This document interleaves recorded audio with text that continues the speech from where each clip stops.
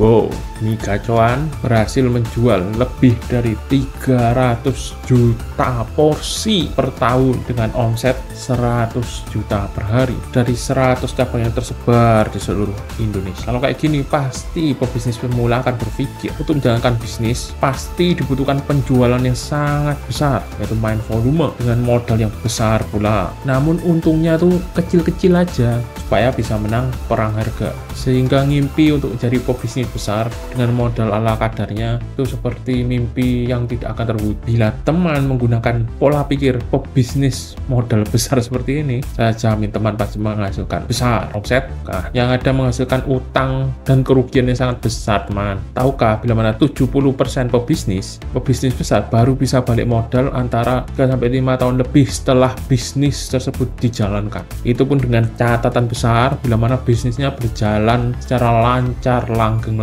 aja. Kalau kita yang terapkan para pebisnis pemula, kalau ada kejadian-kejadian tidak diinginkan seperti pandemi kemarin, baratnya kita yang pebisnis pemula yang masih unyu-unyu ini main all in aja semua modal, ya bisa jadi rengginang kita. Halo teman pejuang UMR, salam belajar sambil rebahan. Terus apa sih hubungannya contoh yang tadi saya katakan dengan revenue stream? Dalam membangun bisnis, seringkali kita salah dalam menentukan fokus keran mana yang akan kita bangun. Keran ini ibarat adalah keran untuk mengalirkan profit ke bisnis kita supaya kita bisa balik modal atau bahkan dapat menghidupi kebutuhan kita sehari-hari. Supaya kita jangan mau hanya ahli dalam jadi perintis bisnis, pejuang pemula yang mulai bisnis belum setahun tutup, kan yang ada kita akan buang-buang modal aja, mubadir banget kan. Itu saya akan memberikan contoh penentuan revenue stream yang berakhir fatal. Misal seorang YouTuber pemula yang banyak makan micin video YouTube dari konten kreator pencari AdSense, dia akan menggunakan jurus nuyul, membeli subscriber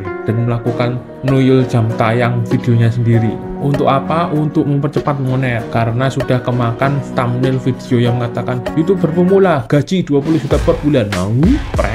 Itu berarti masih unyu-unyu kalau percaya clickbait model ginian. Kalau saya ibaratkan revenue stream itu seperti keran air rezeki, maka kita itu maunya ada keran air ajaib yang tinggal tempel di tembok, buka langsung keluar air. Nggak perlu keluar air emas gitu ya, bukan air itu ya, bukan air kotoran ya, maksudnya air emas murni 24 karat, langsung auto sultan, nggak usah jadi afiliator. Jadi maunya membuka saluran air rezeki tanpa membangun saluran pipa untuk menyambungkan dengan sumber airnya. Ya mana bisa bro. Untuk membangun bisnis kita harus memiliki saluran kepada konsumen. Jadi kita sebelumnya harus melakukan riset produk, pengembangan produk, menjaga kualitas produk, bisa melakukan produksi, pemasaran, promosi, melakukan branding, komunikasi kepada market agar mereka dapat mau untuk mencoba dan memberikan kepercayaan kepada kita. Berikut adalah 8 macam revenue stream yang dapat dibangun oleh pebisnis pemula. Yang pertama adalah jual beli produk dan jasa. Pebisnis pemula silakan berfokus pada hal ini karena market real atau nyata merupakan market yang luas dan biasanya berisikan semua kebutuhan dari masyarakat, dari yang primer, sekunder, sampai yang tersier, dari kebutuhan pokok sampai kebutuhan mewah gitu. Bila teman pemula, silakan garap kebutuhan primer atau primer semi sekunder karena barrier to entry-nya relatif rendah dan persaingan masih dapat menggunakan akal sehat. Tidak banting-bantingan harga, tidak perlu iklan yang terlalu glamor seperti pada produk sekunder maupun tersier. Revenue stream kedua, membuka jasa atau produk dengan sistem berlangganan. Teman bisa menjual produk dengan sistem langganan seperti kalau zaman dulu ada koran. Kalau zaman sekarang langganannya via misalnya di YouTube gitu ya, bisa langganan. Biasanya orang yang langganan akan mendapatkan produk dan jasa yang eksklusif melebihi dari konsumen-konsumen yang tidak menjadi langganan. Misalnya orang yang langganan bisa mendapatkan diskon 10% dengan membuat membership dan lain sebagainya. Teman-teman yang suka fitness, nah ini berarti masuk model revenue stream ini. Revenue stream yang ketiga, affiliate marketing. Salah satu model revenue stream yang sedang naik daun. Banyak anak-anak muda yang mimpi ingin jadi affiliate marketingnya di TikTok, tapi sebenarnya itu butuh modal tampang bro. Kalau tampangmu nggak keren atau nggak cantik, mau joget-joget dan live stream sampai kiamat pun nggak ada yang beli produk affiliate kamu bro. Kan terkadang dilihatkan dalam sebuah live stream itu bisa mencapai penjualan sampai 1 miliar. Nah, itu keuntungan bisa didapat sekitar 5-10%. Berarti atau sultan yang bisa menjual 1 miliar bisa dapat penghasilan sekitar 50-100 juta kali live stream. Revenue stream yang keempat adalah menjual produk dan jasa digital. Biasanya ini berhubungan dengan edukasi yang mengarah kepada bisnis seperti e-book, e-course, dan e-workshop. Produk digital ya produk digital, tapi jangan sampai menjual video sure atau foto-foto menantang gitu ya. Nanti tambah semakin viral malah semakin berabe, bisa berurusan dengan polisi. Revenue stream yang kelima yaitu adalah menyewakan barang, aset, atau tempat. Bisnis yang sering kita lihat adalah bisnis seperti menyewakan rental mobil, sewa rumah untuk kos-kosan, atau untuk kontrakan. Lalu sewa lahan untuk buka kios seperti di depan Indomaret atau Alfamart. Revenue stream yang keenam adalah brand endorse. Di selebgram, tiktoker, ada juga YouTuber yang mendapatkan penghasilan yang cukup banyak atau relatif sangat banyak, mungkin bisa antara 40-60% penghasilan mereka itu dari endorse ini.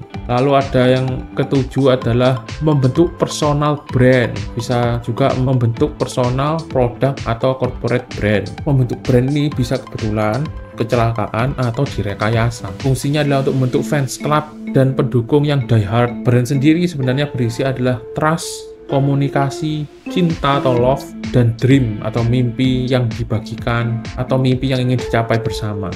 Creamy banget dah pokoknya, sampai melet-melet ini. Dan revenue stream yang terakhir adalah freelancer. Misalnya karena teman sudah dikenal dari bisnis teman yang relatif sukses atau promo dan konten teman-teman di media sosial, maka teman memiliki reputasi yang cukup bagus untuk diajak kerjasama. Jadi teman bisa dicari oleh berbagai orang, dari orang yang benar sampai orang yang nggak benar, seperti penipu, maling, orang mau utang, dan lain-lain. Saran saya untuk awal, fokuslah pada menjual produk, jasa yang real, serta membangun brand yang kuat dan dicintai oleh konsumen atau pelanggan tetap. Untuk awal, teman harus menemukan market dan menemukan produk hero yang cocok sesuai dengan kebutuhan konsumen. Lalu harus menjalin komunikasi yang bagus, bukan hanya sekali setelah beli tinggal, tapi harus komunikasi yang berkelanjutan. Bisa melalui sosial media, promo diskon, iklan, dan masih banyak cara untuk menjalin komunikasi yang baik. Bila mana pendapatan dari bisnis ini sudah cukup untuk menghidupi kebutuhan bisnis dan kebutuhan